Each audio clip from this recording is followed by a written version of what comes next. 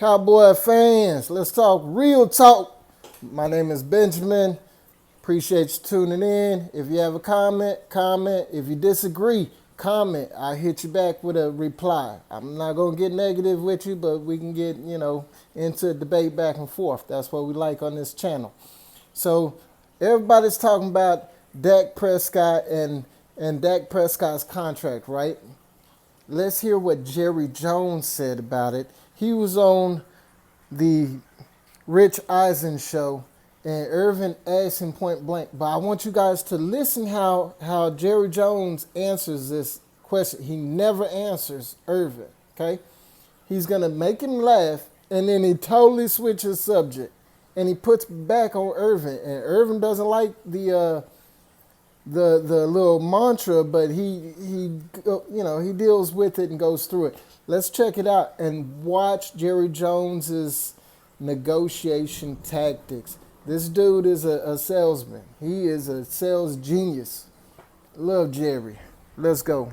Show on guest host Michael Irving for Rich Eisen. Jerry, you said you guys are in for the long haul, and Dak is your guy. But does that mean you are willing to make Dak the new highest paid quarterback in the NFL? How have you had those conversations? Michael, are you sitting here negotiating? I'm just asking a question, boss.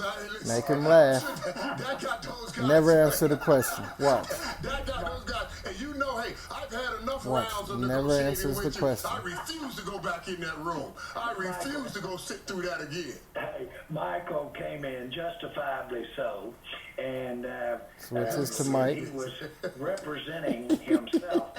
He's like, that's why he's laughing. He's like, Jerry done got me. He switched it to me. Representing, but frankly, nobody more qualified than Michael. So, boy, he comes in, and But now watch what Jerry says. This is important. This is very important. With the Cowboys, and he deserved a big contract. Deserved a big contract. Man, he had it all lined out there. Had it all lined out. Smiles. It was going over well. Okay. He was sitting in the same chair and in the same Same office. chair. No two men have cried together anymore and laughed together anymore than we have. We've had some moments in the office. Jerry's going to give him a breadcrumb. Now watch. For both sides of Here the it equation, comes. his and mine. Well, anyway, we're sitting there and we're going over it, and he said, Jerry, it just looks to me like here's where we ought to be. And so I look over at Michael and I say, Michael, there's an old West Texas town down there of the Mexican border. It's called El Paso. El Paso. El Paso. I'm not going to do it. He reaches over. Oh, man. You see, folks, Jerry's not a dumb guy, okay? He is a sales genius. And here he is. He put it out there. He's not going to pay a super lot of money. He completely diffused that whole situation. You see how he did that? Irving asked him a point-blank question about Dak Prescott, and he got an answer about Michael Irvin. Gotta love Jerry Jones, man. Gotta love Jerry. The papers, they go everywhere. Grabs the one and says, all right, damn it, hand it to me. I'm signing. Hey, there were not many jobs offering that kind of money outside of what we were doing in that office, Jerry. And I found it so funny that Jerry does a great job of lightening the mood when See, even he points is it out. on in the negotiations. Even Irving points it out. I know that worked with me, Jerry, but how is that going to play out with Dak and his people now? He tries to steer it back. He tries to steer the conversation back to Dak. I think so. I think you're giving all the credit to quarterback. So how are you going to handle that negotiation, knowing you got Zeke coming up after that and Amari Cooper Watch how coming up after Jerry that? answers. Well, first of all, I've got to go down by El Paso. I've got to go down by El Paso. No, seriously. I'm confident we'll get this done, and I do not have in a proposition. There's a lot of things that go into it. Now, the money is very important. The money I'm a is salesman. very important. And there are 5 things that make a great salesman. One, ask for the money. I forgot the other 4. As for the money, That's what makes you a great salesman. That's what makes you a great salesman, boss. That really is, man.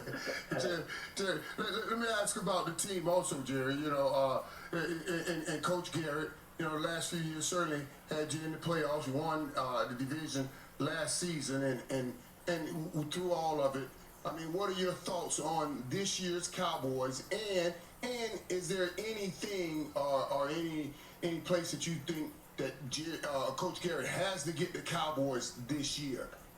Well, I think that it's legitimate. It's being noted that we're in the last year of Jason's contract. He's been there before in his last year. But it's obvious to the world that Jason, as Bill Parcells used to say, might have a place in the family portrait as far as how valued he is. you hear that, folks? Jason Garrett, like Bill Parcells said, might have a place in the family portrait. So, in other words, that means the Cowboys are going to have to play extremely bad for him to get rid of Jason Garrett. Okay? Stephen Jones may be a different story.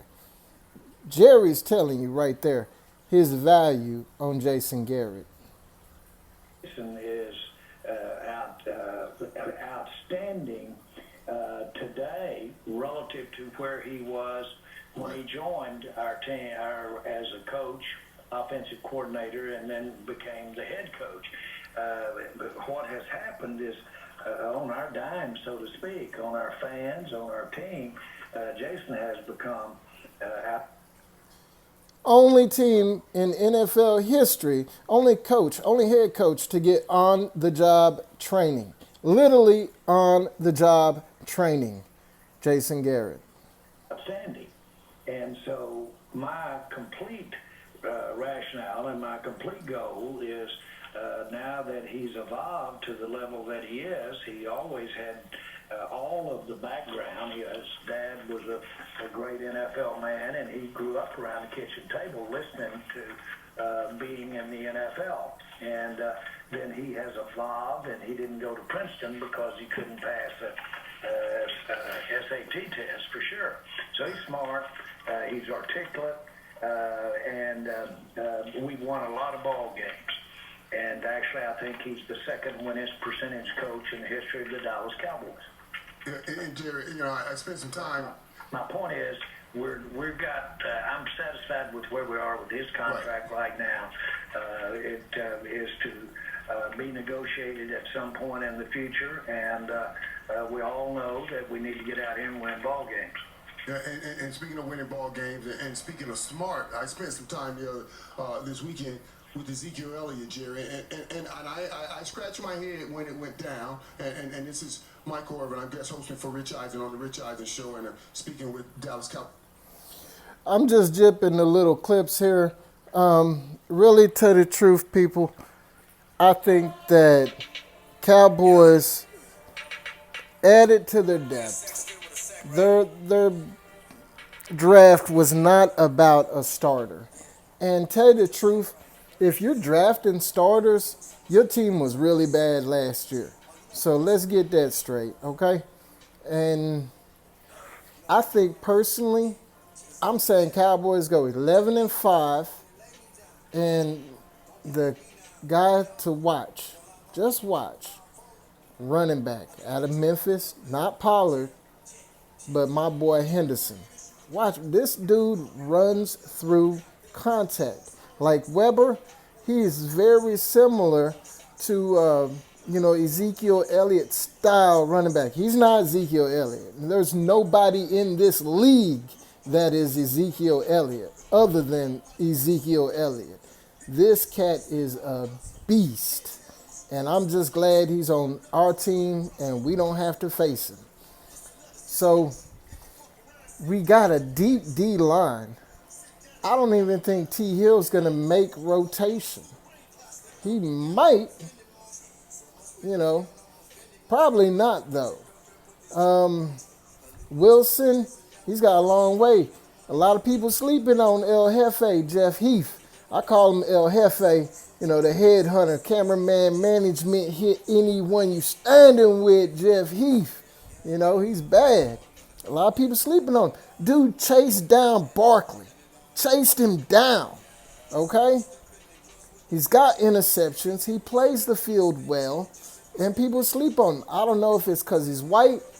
I don't know what it is about Jeff Heath that people don't like, but the cat's, got skills. You can't deny. The Rams did not throw heavy on Jeff Heath. They gutted us up the middle with an old roly-poly running back, Anderson. Now, this is my question of the day yesterday was, is Kellen Moore going to stay as aggressive as Scott Linehan? Because Scott Linehan, for all the grief we gave Scott Linehan, he was pretty aggressive on fourth downs. Was that because of his kicker? I don't know. Could be, could not be. I'm going to hit my pen. So, to me, I think that the Cowboys improved overall because of the maturity of the team. Okay? Dak improved. Dak will be better this year. Okay? The knock on Dak was he's not getting touch on the ball. He's not putting enough touch on it. On a lot of the plays, like the one to Noah Brown, where he short-armed him and it was an interception in the end zone, I think he'll get better. Okay?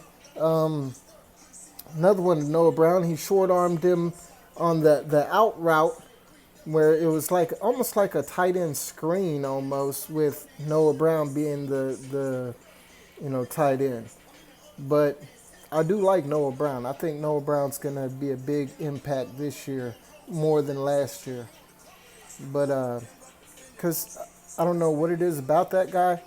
He can block like none else, but he has an